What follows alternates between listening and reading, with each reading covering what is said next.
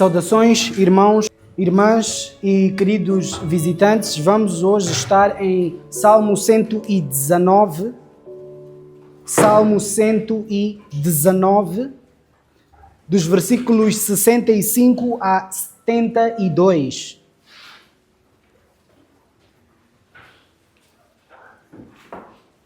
Salmo 119, dos versículos 65 a 72. Teremos como tema: quando o sofrimento é uma bênção. Quando o sofrimento é uma bênção. Salmo 119, versículos 65 a 72. Quando o sofrimento é uma bênção. Vamos ter alguns objetivos nesta pregação, sendo o primeiro e maior, levar você a aprender como o cristão deve relacionar o sofrimento com a bondade de Deus. Fazer você aprender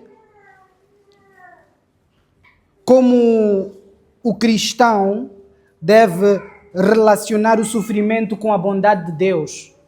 Então, em outras palavras, ensinar a você como o cristão deve relacionar o sofrimento com a bondade de Deus. Esse é o objetivo maior.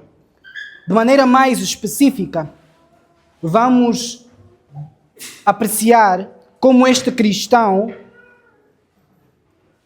vê ao Deus da palavra, também como o mesmo cristão vê o sofrimento de quem segue a palavra e também como este mesmo cristão vê a palavra de Deus. De maneira mais específica, vamos ver como o cristão vê o Deus da palavra, como o cristão vê o sofrimento de quem segue a palavra e também como este cristão vê a palavra de Deus em si. Então, recapitulando, os objetivos vão ser: o maior, fazer você aprender como o cristão deve relacionar o sofrimento com a bondade de Deus. De maneira mais específica, como o cristão vê ao Deus da palavra. Também como o mesmo cristão vê o sofrimento de quem segue a palavra. E também como este cristão vê a palavra de Deus. Estamos no Salmo 119, que é um salmo didático, um salmo de ensino, em que o salmista tem como objetivo ensinar alguma coisa. E o ensino do salmista no Salmo 119 é acerca da primazia, do quão elevada e central é a palavra de Deus. Por isso, os nossos objetivos também giram em torno da própria palavra de Deus. Quando dizemos que vamos mostrar como o cristão vê o Deus da palavra, logo delimitamos a Deus como o Deus da palavra que lemos. Quando dizemos que vamos mostrar como o cristão vê o sofrimento de quem segue a palavra, estabelecemos que o salmista se vê não como alguém distante desta palavra de Deus, mas como alguém que segue a palavra. E também quando dizemos que vamos apresentar como o cristão vê a palavra de Deus, aí nem é preciso dar voltas. A palavra de Deus estará no centro da nossa pregação, porque a palavra de Deus é o centro do salmo em questão. O maior salmo que você pode encontrar na palavra de Deus, até eu vejo o maior capítulo de toda a palavra, é voltada para a própria palavra. Esta palavra de Deus, que é neste salmo referida de diversas maneiras, usando vários sinônimos como lei, testemunho, preceitos, juízos, mandamentos, estatutos, decretos, caminho, vereda. Tudo isso são termos, ou todos esses são termos, que o salmista usa para se referir à palavra de Deus. Às vezes ele diz: a tua lei, está a falar da palavra de Deus. Teu testemunho, está a falar da palavra de Deus. Teus preceitos, está a falar da palavra de Deus. Os teus juízos, está a falar da palavra de Deus. Os teus mandamentos, estatutos, decretos, palavra, obviamente, caminho e vereda. Estes termos podem variar levemente dependendo da versão que você estiver a ler, mas, em suma, são esses os termos que são usados. Este salmo também tem uma estrutura poética interessante. Se você reparar em sua Bíblia, muitas das Bíblias, se não todas físicas, têm antes de um conjunto de versículos um pequeno título. Primeiro é Aleph, depois Bet, depois Dalet, depois Vav. Isso tudo são letras do alfabeto hebraico. Então, o salmo todo é dividido em 22 partes. Cada parte se refere a uma letra do alfabeto hebraico. E, na parte que diz respeito a cada letra, cada um dos versos começa com a letra em questão. E, dos versículos 65 a 72, a letra em questão é a letra Tet. Não é por acaso que eu espero que a pregação seja quente. Por causa da letra Tet. Ok. Sendo assim, não sabemos quem é o autor humano deste texto, mas sabemos quem é o autor divino. Podemos não saber quem foi o instrumento usado para redigir, mas sabemos que a fonte de toda a sabedoria contida neste salmo é o próprio Deus. Vamos então, com base nos objetivos traçados, determinados pelo texto, tirar daqui sabedoria para as nossas vidas. E vamos ver como o sofrimento pode ser uma bênção. Quando o sofrimento é uma bênção. Então, quando nós vemos o primeiro versículo em questão da nossa exposição aqui, da estrofe referente à letra Tet, podemos ler o seguinte, versículo 65 do Salmo 119. Muitas coisas boas me tens feito, Senhor, como prometeste. Um dos objetivos que nós tínhamos era mostrar como o cristão, neste sentido, como o salmista vê ao Deus da palavra. E nós podemos ver aqui, logo no versículo 65, uma conclusão de qual é a visão que o salmista tinha acerca de quem Deus é. Quem é o Deus da palavra? Ele vai dizer assim, que o Senhor é o Senhor que faz coisas boas, o Senhor que cumpre as suas promessas. É um Deus bom, que faz coisas boas e de acordo com as suas promessas. Este, afinal de contas, é o Deus da palavra. Quando Ele faz coisas boas, faz de acordo com o que prometeu. E quando nós nos perguntamos onde Ele prometeu, a resposta é clara, na sua palavra. As promessas que o crente usa usa para guiar a sua vida, dizendo Deus me prometeu A ou me prometeu B, não são com base em delírios privados, mas com base em coisas firmes no sentido coletivo. Nós não temos o direito de dizer que temos promessas privadas superiores às promessas coletivas que dizem respeito a todo o conjunto de crentes de todas as eras, sendo a promessa central, aquela que está logo no início da lei, em Gênesis 3:15, onde Deus promete que da semente da mulher viria um que pisaria a cabeça da serpente. Promessas de Deus. Muitas coisas boas me tens feito, Senhor, como prometeste. Para o salmista, o Deus da palavra não é somente um Deus que promete, mas é um Deus que cumpre as suas promessas. E isso deve ficar gravado em nossos corações. O Deus dos cristãos não é um Deus que fala à toa. Não é um Deus que promete e depois descobre que não tinha poder para fazer o que prometeu, como muitas vezes nós mesmos fazemos. Acredita em mim, pastor, eu hei de vir próxima semana. Quantos, depois da primeira visita, prometeram isto e até hoje não vimos a resposta a se efetivar? Não vimos a promessa se cumprindo? Por isso podemos dizer que Deus da palavra é o Deus que promete e cumpre ao contrário do que nós mesmos somos. É um Deus bom.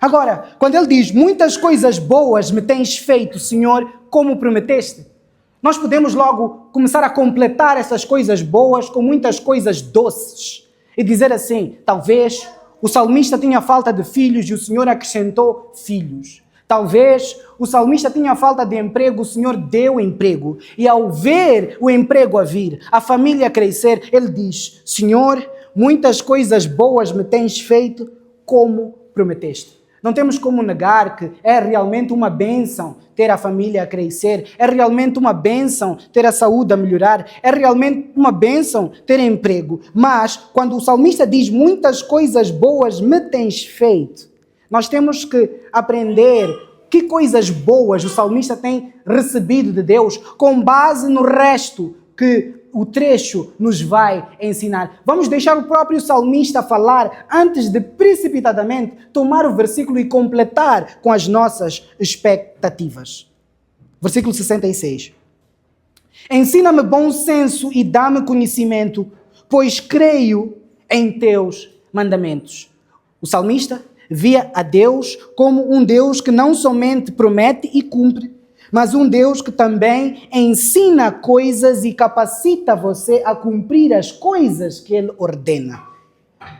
Deus não é cheerleader.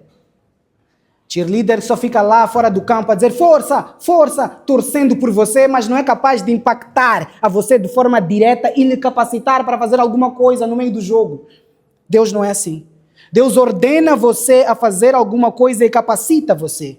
Quando nos falta entendimento e bom senso para guiar a nossa vida de acordo com o que Deus estabelece, nós podemos pedir a Deus para Ele nos capacitar e nos tornarmos o tipo de cristãos que Ele exige que sejamos. Quando vemos então falta de capacidade em nós para cumprir os decretos de Deus, não podemos ver Deus como o inimigo, aquele que está somente para exigir e dar ordens, mas o Deus de promessas é o Deus também de capacitação. Ensina-me bom senso e dá-me conhecimento. Isto também deixa claro que o salmista não se vê em estado perfeito. O cristão, mesmo depois da conversão, ainda tem aquilo que dizemos várias vezes aqui, o pecado remanescente, o pecado que resta.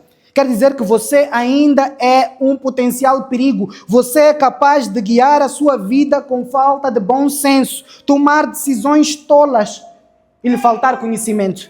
Também vemos que o que diz o versículo 18 do mesmo Salmo 119 é uma oração necessária. Senhor, abre os meus olhos para que eu veja as maravilhas da tua lei. A palavra de Deus não somente nos ordena a fazer coisas, mas nos ensina que o Deus que ordena é o Deus que capacita, é o Deus que ilumina, é o Deus que dá conhecimento. Então, não estamos somente no mundo de Deus para cumprir os mandamentos de Deus sem nenhuma ajuda de Deus. Deus cumpre suas promessas e nos ajuda a andar nos seus caminhos. Afinal de contas, isso também é sua promessa. Tirarei o coração de pedra e colocarei um coração de carne e colocarei neles o meu espírito para que andem de acordo com os meus decretos. Isso é também uma promessa. Então, a cada vez que você vê em você mesmo falta de capacidade para cumprir o que Deus exige, saiba, Deus já esperava que você não tivesse capacidade. Muita gente diz assim, pastor, eu estou a desistir da vida cristã. Por quê? Eu já vi que eu não consigo. Conte-me novidades. Ninguém consegue.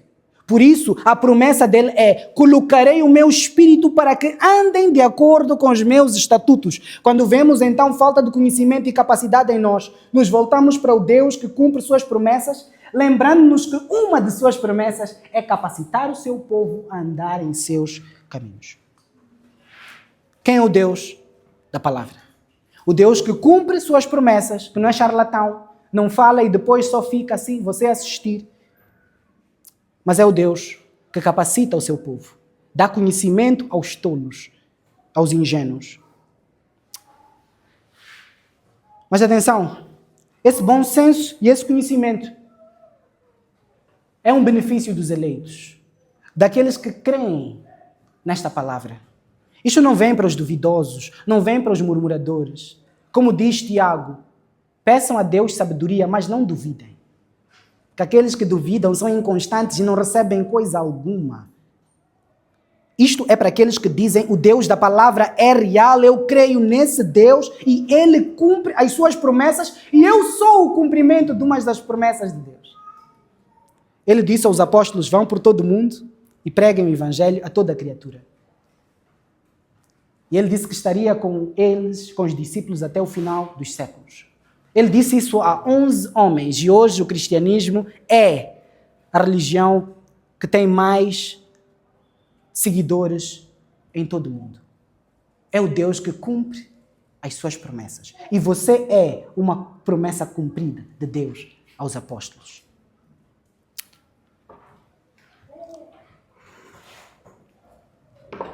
Agora, quais são as coisas boas que Deus poderia fazer por este salmista? Primeiro, dar-lhe entendimento e bom senso, presumindo que ele é um tolo. Então você pode dizer assim: Senhor, tens feito coisas muito boas por mim, porque eu às vezes tenho umas ideias muito tortas, mas eu te agradeço porque uma das coisas boas que tu podes fazer por mim é dar-me entendimento. Versículo 67, o que mais de bom o salmista recebeu do Senhor? O relacionamento que ele tem com o sofrimento. Como é que ele vê o sofrimento? Antes de me disciplinares, eu vivia desviado. Veja só as coisas boas. Quando o salmista diz, o Senhor fez coisas boas para comigo, não disse, o Senhor fez coisas doces para comigo. Quando dizemos que Deus vai sempre fazer coisas boas porque Ele é um Deus bom, não quer dizer que as coisas boas não possam ter sabor amargo. Há coisas más que são doces e há coisas boas que são amargas. E a disciplina por parte de Deus é uma das coisas que pode ter sabor amargo, mas é boa. Senhor, tens feito grandes coisas boas por mim. O que é que tens feito? Tens-me dado umas boas disciplinas. Por quê? Porque Ele prometeu ser Pai para com aqueles que se achegam a Ele. Aqueles que creem recebem o privilégio de serem feitos filhos de Deus. E como vai dizer o provérbio, como o pai ama o filho e disciplina aquele que ama, assim faz o Senhor. O Senhor disciplina os filhos que tem. Então, quando Ele disciplina os filhos? E como é que isso pode ser bom? Como é que levar Tatal pode ser bom? O texto diz, eu vivia desviado. Quer dizer que o pedido do versículo 66, ensina-me bom senso e dá-me conhecimento, é um pedido, é uma petição que vem com conhecimento de causa. Ele sabe que ele pode ter falta de bom senso e andar desviado. Na verdade, ele andou desviado em algum momento. E isso quer dizer o quê? O crente não perde salvação, mas pode viver por algum momento como se estivesse perdido. Perguntem a Davi, que depois de adulterar com Batseba, fica meses, até perto do nascimento do bebê, e só quando Natan vem, o profeta, ele repreende, é que ele cai em arrependimento. Durante aqueles meses todos, o que poderíamos dizer de Davi? Andou desviado. Quando dizemos que o crente não perde salvação, não quer dizer que o crente não possa por algum momento perder a noção. Você é capaz. Você é capaz de por alguns meses, mas também temos que ver o que você anda a fazer nesses meses todos. Podemos questionar se é um salvo em um momento assim de leve desvio, ou um bode que nunca se ajuntou ao aprisco de ovelhas. Mas ok, à luz do ponto da pregação, vamos assumir que é um crente que por algum momento deu ouvidos ao mundo, à carne e ao diabo, e está a começar a apreciar os prazeres deste mundo de maneira intensa e de algum sentido repetitivo. O que é que Deus pode fazer? Deus pode fazer algo muito bom por você. Pode disciplinar você. E apesar de, no momento em que a disciplina vem, seja algo amargo, vem de um Deus bom. E a bondade de Deus muitas vezes está expressa no objetivo da disciplina. E qual é o objetivo? Benefícios do sofrimento. O crente vê o sofrimento, a disciplina, como um meio de Deus para evitar que você se desvie com o mundo. Para evitar que você seja julgado com o mundo. Ele pode te chicotear primeiro.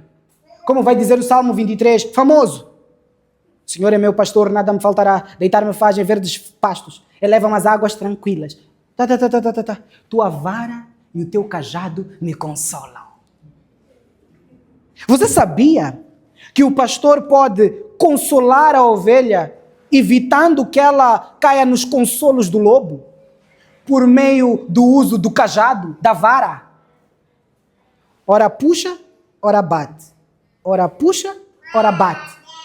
Para você ficar em linha, andando com o rebanho, muitas vezes a disciplina de Deus é o meio que Ele vai usar. Isso é bom. Então, quando nós vemos muitas coisas boas tens feito, Senhor, como prometeste, antes de pegar este versículo 65 e dizer, meu versículo favorito da Bíblia, lembre-se quais são as coisas boas que o Senhor pode fazer por você. Como prometeu? Ele prometeu disciplinar os seus filhos como um pai que ama. Muitas coisas boas o Senhor pode fazer na sua vida. Mas, se não fosse a disciplina, ele ainda viveria como um desviado. No meio das ovelhas, mas a fazer mé, como um bode. Então, reparemos que Deus pode fazer coisas boas, mesmo que tenham por um momento gosto aparentemente amargo. Aceite de bom grado a disciplina de Deus. A disciplina de Deus pode vir de forma direta, mas também por meio de outros crentes. Como diz o salmista em outro lugar, firam-me os justos, é um prazer para mim. Vale mais ter um irmão na fé que lhe puxa a orelha do que um inimigo na fé que lhe atira o pecado. O que é que eu desejo aos desviados nesta sala? Que o Senhor lhe atraia para si por meio desta pregação. Mas se você não escutar a pregação, que Ele use outros caminhos bons para acordar você. E dentre os caminhos bons pode estar o sofrimento, a disciplina. Mas não somente a disciplina tem como benefício evitar que você siga as suas tolices, mas também pode fazer com que você se apegue a tal palavra. O sofrimento na vida dos que seguem a palavra. Vejamos, antes de me disciplinares eu vivia desviado. Agora, porém, sigo a tua palavra de perto. Por quê? Viver desviado nada mais é do que estar desviado da palavra de Deus. Não há como você obedecer a Deus se não estiver ao mesmo tempo em simultâneo obedecer a sua palavra, porque é na palavra de Deus que temos acesso aos mandamentos de Deus. E não há como você estar desviado de Deus sem em simultâneo estar longe da obediência à palavra dele. Então vejam como a palavra de Deus é central. É nela que temos as promessas que depois nos ajudam a ver que ele é fiel e cumpre tais promessas. E é nela que também temos os parâmetros da obediência. Por isso, aqueles que dizem assim, eu sigo o Senhor, eu sou um bom crente, só não gosto muito de ler a Bíblia. Às vezes, você está em conversas com algumas pessoas assim, que dizem que são de fogo, né? Cheias do Espírito, que desejam a você que você seja batizado no Espírito, no sentido deles, gabam-se de uma fidelidade a Deus sem haver um conhecimento da palavra de Deus. Isso é grave. Dizer assim, eu sigo a Deus, só não leio muito a palavra como tu, mas eu sou fiel a Deus. Como? Como você teve acesso aos mandamentos se você está longe da palavra de Deus? A palavra de Deus é o meio fiel que nós temos para ter certeza que isto é o que Deus ordena. A palavra devidamente interpretada, porque outros seguem mandamentos que não lhes dizem respeito. Como sábado, carne de porco. Não comer carne de porco. Mas nós glorificamos a Deus pelos porcos da nova aliança, porque é lícito comê-los. Amém? Convide-me. É lícito, é lícito. É lícito. Então vamos lá. Agora sigo a tua palavra de perto. Então Deus pode disciplinar você e você vai ter dois benefícios. O primeiro, você vai ficar longe do pecado. E o segundo, você vai ficar perto da palavra de Deus. Por isso, os nossos pontos de oração são um reflexo disso. Nós não somente confessamos os nossos pecados, mas pedimos a Deus santidade. Não é somente o que deixamos de fazer, mas também o que passamos a fazer. Não é somente o pecado que abandonamos, mas a palavra de Deus que abraçamos. Estar perto de Deus e andar em seus caminhos é andar perto da sua palavra, e o sofrimento na vida daqueles que seguem a palavra vem para aproximá-los cada vez mais da palavra. Isso tem valor nos eleitos, porque há uns que quando recebem a repreensão de Deus, quando são disciplinados, eles se afastam mais de Deus. Se eu sou filho de Deus, por que estou a sofrer? Se eu sou filho de Deus, por que me falta aquilo ou me falta aquilo outro? Que tal você dizer, se eu sou filho de Deus, por que estou a viver em pecado? Se eu sou filho de Deus, por que estou a murmurar muito? Porque talvez isso seja a causa de você estar a receber a disciplina da parte de Deus. E depois de dizer isto, o salmista tem a calma de no versículo 68 reafirmar a visão que ele tem de Deus. Tu és bom e fazes somente o bem. É como quem diz, depois de me puxar a orelha, eu olhei para Deus e disse, papá, tu és bom, sabes? Obrigado. Eu estava a ir destruir a minha vida. O eleito vê a repreensão como uma boa nova. Você estava a estragar a sua vida. Você, seguindo o seu coração, você é um perigo. Você precisa ser parado. Fazes somente o bem. Você consegue dizer isso no momento de aperto, no momento da disciplina, no momento de sofrimento? A bondade de Deus nunca deve ser colocada em causa à luz da nossa situação. A nossa situação não muda o caráter de Deus. Mostra o que Deus quer fazer em nós por meio de determinada situação. E o que Ele quer fazer? Algo bom. Todas as coisas cooperam para o bem daqueles que amam a Deus e são chamados de acordo com o seu propósito. E qual é o propósito bom de Deus? Fazer você parecido com Cristo. Quero ser parecido com Cristo, mas não quero ficar 40 dias sem comer. Ele passou fome. Seja parecido com Cristo, mantendo-se fiel em momentos de fome. Quero ser parecido com Cristo, mas Deus, eu estou a ver que tenho que negar aquela proposta. Seja parecido com Cristo, porque Ele negou a oferta do diabo, Satanás, de ter a glória dos reinos deste mundo. Seja parecido com Cristo, dizendo não a propostas ilícitas e sofra com isso para a glória de Deus. Quero ser parecido com Cristo. Agora, não lhe convido a oferecer-se a ser parecido com Cristo 40 dias de forma voluntária sem comer. Você vai morrer. Aceita a quantidade de dias de fome que Deus lhe quiser dar. E vai ser bom para você. Se você perceber que há um Deus bom por detrás do sofrimento. O sofrimento pode ser por causa do seu desvio ou para aperfeiçoar você. Você não se desviou, mas também pode ser para aperfeiçoar você. E esse sofrimento pode envolver outros. Do mesmo jeito que Deus pode disciplinar usando também crentes, Ele pode trazer sofrimento também usando descrentes. 69.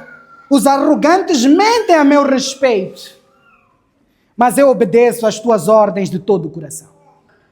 Aqui quer dizer que ele tinha sofrimentos também causados por conta de perseguição injusta. E é isso que o crente também passa. Há sofrimentos que são resultado do privilégio de crer. Você crê, por isso os arrogantes o perseguem, mentem a seu respeito. Pastor, desde que eu me converti, há muitos boatos a meu respeito. Parabéns, está parecido com Cristo. Foi ele que foi colocado diante de tribunais de homens e lhe perguntaram: é verdade que você disse que vai destruir o templo? Você falou contra Moisés, você. E várias outras acusações. Mas eu obedeço às tuas ordens de todo o coração. No meio ao sofrimento, nós não temos permissão para nos distanciarmos da palavra de Deus. Quando o mundo todo, os arrogantes estão insultando você, mentindo sobre você, você não tira férias espirituais. Deus vai entender, está pesado demais o que andam a falar sobre mim, vou relaxar um pouco. Garçom, mande vir umas savanas. É que a vida está pesada. Não! Você diz, pastor, manda vir uns versículos. Porque a vida está pesada. O sofrimento está muito grande. Os ímpios me atormentam. O que é que eu preciso nesse momento? Não é de savanas. Não é de... Qual é a outra? Ai de vocês. Ainda bem que não conhecemos. Não é? Mas há uma muito famosa, cor de rosa. Diga. Brutal. Quando o sofrimento está brutal, você não precisa de uma brutal. Você precisa da palavra de Deus que é brutal. Mesmo que o mundo não seja cor de rosa, avancemos. O coração deles é tolo e insensível, mas eu tenho prazer em tua lei. O salmista aqui, apesar de reconhecer que os arrogantes eram a fonte de parte do sofrimento que ele tinha, de parte do sofrimento. Porque outro é porque ele se desviou. Outro porque é fiel. Ama a palavra de Deus, por isso os arrogantes se colocam contra ele. Ele, ao mesmo tempo, não desenvolve ódio por esses descrentes. Ele reconhece o porquê desses descrentes estarem a agir dessa maneira. O coração deles é tolo e insensível. Mas, vejamos, o versículo 66 de novo. Ensina-me bom senso e dá-me conhecimento. Versículo 70. O coração deles é tolo e insensível. Em certa medida, o salmista reconhece que aqueles homens eram parecidos com ele. Só que tinham uma diferença. Não amavam a lei do Senhor. Não tinham fé no Senhor para serem refreados, disciplinados, corrigidos e ensinados. O coração deles é tolo e insensível, mas ele continuava tendo prazer na lei do Senhor. O que é que temos a dizer? O sofrimento é uma bênção para aqueles que são abençoados pelo dom da fé. Esses conseguem ver no meio ao sofrimento que vem porque se desviaram a mão de Deus, fazendo-a chegar a sua palavra. Conseguem ver no sofrimento que vem por conta dos ímpios uma testificação de que são povo de Deus, porque só aos crentes também há o privilégio de sofrer por causa dessa fé. Versículo 71. O sofrimento foi bom para mim, pois me ensinou a dar atenção a teus decretos. Você pode dizer isso, o sofrimento foi bom para mim. Mas agora, permita-me abrir um pouco as cortinas do sofrimento para explicar a você como o sofrimento pode revelar coisas boas que lhe aproximam da sua palavra. O sofrimento pode revelar limitações em você. Imagine aqueles sofrimentos causados por doença. Quando você descobre que a sua vida é um sopro. Você até segunda-feira estava saudável, corria 14 quilômetros sem transpirar. Mas de repente na terça começa a ser acometido por febres, dores e tem que parar. Na quarta recebe o diagnóstico que os seus dias estão contados. Eu tenho algo a dizer, os seus dias sempre estiveram contados. Você não se torna mais frágil do que era quando vem o diagnóstico de um médico a dizer você só tem uma semana. Você sabia disso? Que não é a partir daquele momento que você se torna frágil. Talvez naquele momento o sofrimento esteja a ser um meio que Deus está a usar para mostrar a você o quão você é passageiro. E Ele é um motorista. Ele guia a história. Desculpa, não consegui. Mas você consegue perceber isso? Eu vou ilustrar de uma maneira. Um jovem, quem? O Tobias, vai ao hospital e recebe o diagnóstico. Você tem uma semana de vida que lhe falta. Tobias tem uma noção clara em sua vida. Meu Deus, eu ficava a dizer, vou servir ao Senhor quando eu for velho. Aqui estou, com 17 anos. Nem vou chegar aos 22 de acordo com o médico. E depois Tobias tem duas opções. Ou ele diz, a vida está a ser brutal. Mande vir uma.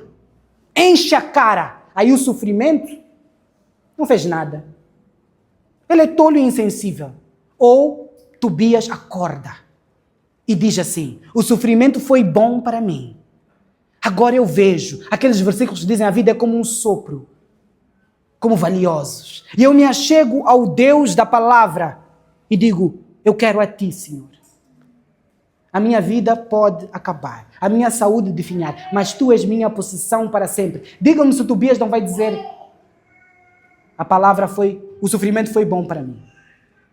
Agora, reparem o que acontece depois. Tobias, depois de ouvir que só tinha uma semana, dia seguinte foi à igreja, orou ao Senhor, reconciliou-se com ele. Faltam-lhe quantos dias? 6. Mas ao sair do culto ele é atropelado. O médico errou. Ele não tinha uma semana. O que eu quero dizer com isso? Não é um médico que determina quanto tempo você tem. Você sempre deve funcionar como tendo somente o agora. Porque às vezes, quando o médico diz você tem uma semana, às vezes ele está a acrescentar dias. Você só tem um ano. O que eu te disse?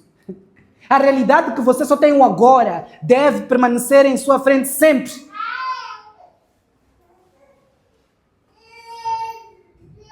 às vezes 1 ano que o médico dá é otimista demais. Mas o sofrimento é bom.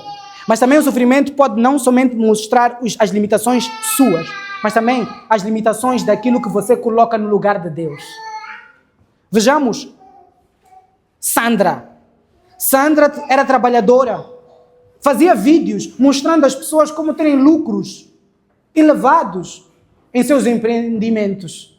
Até que, em determinado dia, sai um anúncio do governo que proíbe compras e vendas da Shein.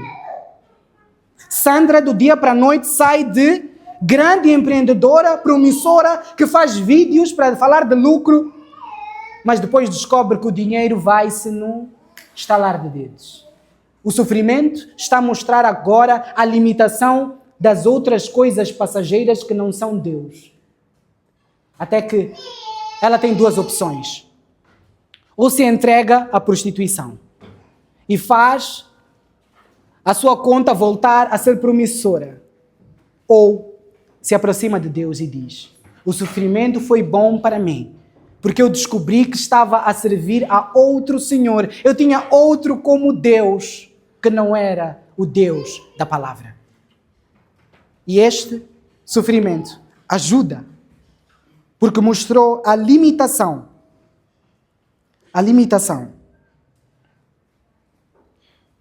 daquilo que não é Deus. E o mesmo acontece com Solange, que do dia para a noite descobre que o amor da sua vida era um amor compartilhado. Solange apanha o telefone do seu namorado. Solange dizia-se crente, o namorado era descrente, mas ela acreditava no poder de conversão do Senhor. Até que um dia encontra o telefone de seu namorado e vê que ela é uma das. E aquele que ela colocou como pedestal, com quem colocou em causa os mandamentos do Senhor, agora se prova não cumpridor de promessas. Até que ela se lembra cá que não somente, enquanto mentia para mim, dizia que era capaz de morrer por mim, mas que realmente falou e cumpriu. E depois de morrer, ele é tão dono do mundo que ressuscitou. Solange, por favor. Ou Sambalate, que também cometia um erro parecido, fazendo da família o seu Deus. Até que um dia, um acidente leva todos os filhos e ele descobre, por meio do sofrimento, que tinha feito de coisas passageiras um falso substituto do Deus eterno. O sofrimento é bom quando nos aproxima da verdade de Deus. Qual é o sofrimento que lhe acomete hoje? E o que é que ele quer lhe ensinar? Talvez que você está desviado e precisa abandonar o pecado e que o pecado não é digno de confiança.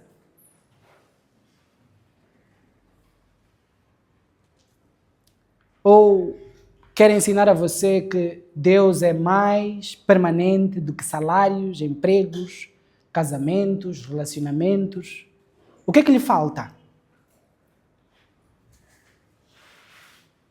Mas como é que este vê a palavra de Deus então? Uma vez que é a palavra de Deus que mostra as promessas de Deus, as promessas que Deus cumpre. E é a palavra de Deus da qual ele se aproxima quando o sofrimento vem. O que é que ele acha da palavra de Deus? Versículo 72. Tua lei é mais valiosa para mim que milhares de peças de ouro e de prata. O que é que nós precisamos descobrir como cristãos? Que a palavra de Deus não é aquilo que o mundo diz que ela é. A palavra de Deus para o mundo é tratada como nada, um discurso vazio, mais um livro escrito por homens, meros homens. Primeiro, o que temos a dizer é que nós sabemos que foram homens que escreveram a Bíblia. Por isso, no Novo Testamento, nós vemos Mateus, Lucas, Marcos, João.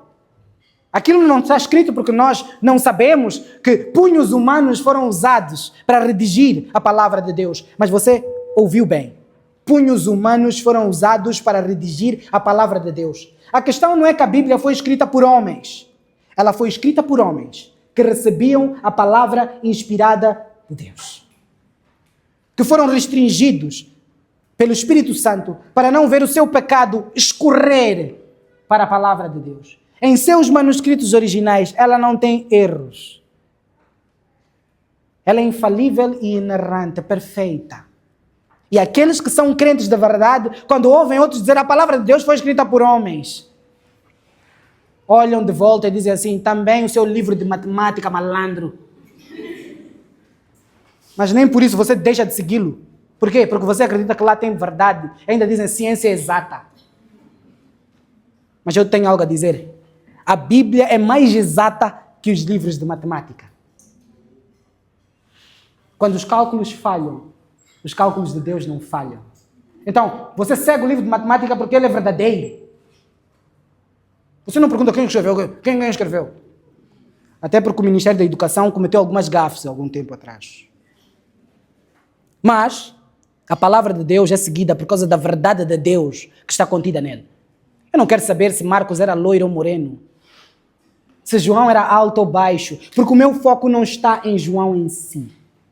É que a palavra de Deus é verdadeira, é mais valiosa do que o ouro e do que tudo que eu tenho. Por que é mais valiosa? Porque nenhum metical, nenhuma moeda foi capaz de me tirar do pecado. Nenhuma peça de ouro pendurada em meu pescoço foi capaz de me tirar da escravidão do pecado. Nenhuma foi capaz de me transformar. Nenhuma falou tão acertadamente acerca do meu coração mentiroso. Por isso, a palavra de Deus é verdadeira, porque eu posso dizer, Senhor, dá-me bom senso, porque ela me convenceu que eu não tenho. Mas aqueles que ficam a dizer que a palavra de Deus foi escrita por homens, acham que tem bom senso.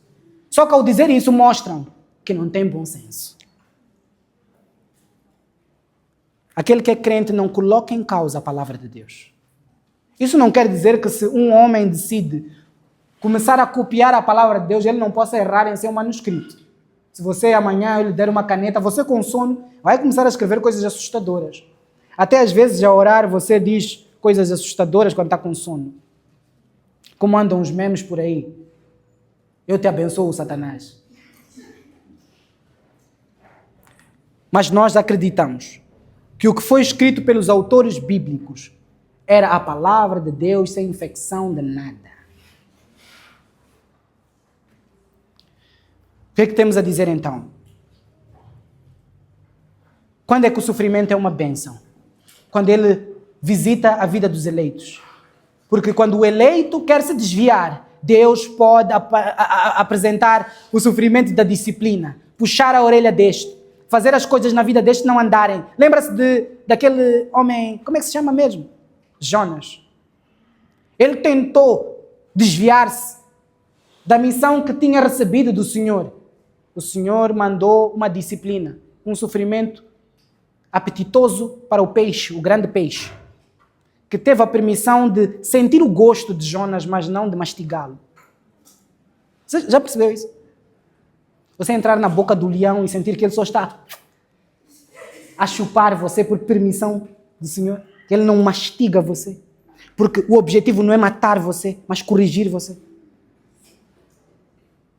Ou você pensou que ser engolido é só para turismo? Por isso alguns até dizem que o próprio Jonas morreu e do Sheol, do mundo dos mortos, foi tirado. Mas isso é conversa para outros dias. Por agora vamos ficar com a lição. Às vezes você está a desviar-se do que Deus ordenou e Ele vai mandar um sofrimento à sua medida. Não é para matar você. Você pode voltar a cochear, a sangrar, mas vivo e corrigido. Ou então o sofrimento porque você é crente. A sua família se levanta contra você. É também bom para você porque testifica que você é crente de facto e recebeu o privilégio de sofrer por conta da fé. Ou o sofrimento porque as coisas na vida estão ao avesso para você se aproximar da palavra de Deus, vendo o quão você é limitado e quanto é limitado aquilo que você coloca no lugar de Deus. E também queremos que você, como crente, saia daqui sabendo que Deus é bondoso. E mesmo quando manda o sofrimento para o eleito, Ele o faz para o seu bem. Não é para matar você, mas para fazer você viver. Então, por favor, por que não olhar para a palavra de Deus como bela, porque é ela que é a fonte até da pregação de hoje. Quando você estiver a olhar para o pregador e disser assim, uau, pregador, que pregação! Lembre-se, eu só expliquei o que Deus revelou. É a palavra de Deus que leva todo o crédito. Porque sem ela, estaríamos a abrir Paulina Chiziane. E miseráveis que seríamos. A dizer que o evangelho é dos brancos, sem saber que por dentro todos os homens são pretos, negros, escurecidos pelo pecado. Vamos orar. Dizendo, Senhor, ajuda-me a olhar para o meu sofrimento de outra maneira. O que é que Ele está a ensinar a você? Como é que Ele está a fazer você crescer? Como é que o seu sofrimento está a fazer você bem? Para você poder se juntar ao salmista e dizer, ei, foi muito bom, Senhor, sofrer. Último exemplo, só para que me veio à mente. Paulo, ele diz assim, para que eu não me tornasse arrogante, por causa da excelência das revelações, Deus me mandou um espinho na carne, um mensageiro de Satanás. Eu orei ao Senhor, dizendo, tira. O Senhor disse, sofre lá um pouco, para ficares na linha. Então não há sofrimentos em vão. Não há desemprego na vida do eleito que não esteja a cumprir seu propósito. Ei, estava a olhar assim porque é o texto que está a dizer. Então chega de vir chorar para o pastor. Eu não vou mudar nada, eu. Também tenho meus sofrimentos a gerir. Agradeça a Deus pelos seus e aprenda com eles. Abandone o pecado. Corrija-se, confie na palavra. E veja a bondade de Deus. Vamos orar ao Senhor. Ore pedindo a Deus esse coração que vê o sofrimento como uma bênção. Porque Ele lhe ajuda. É instrumento de Deus na sua santificação.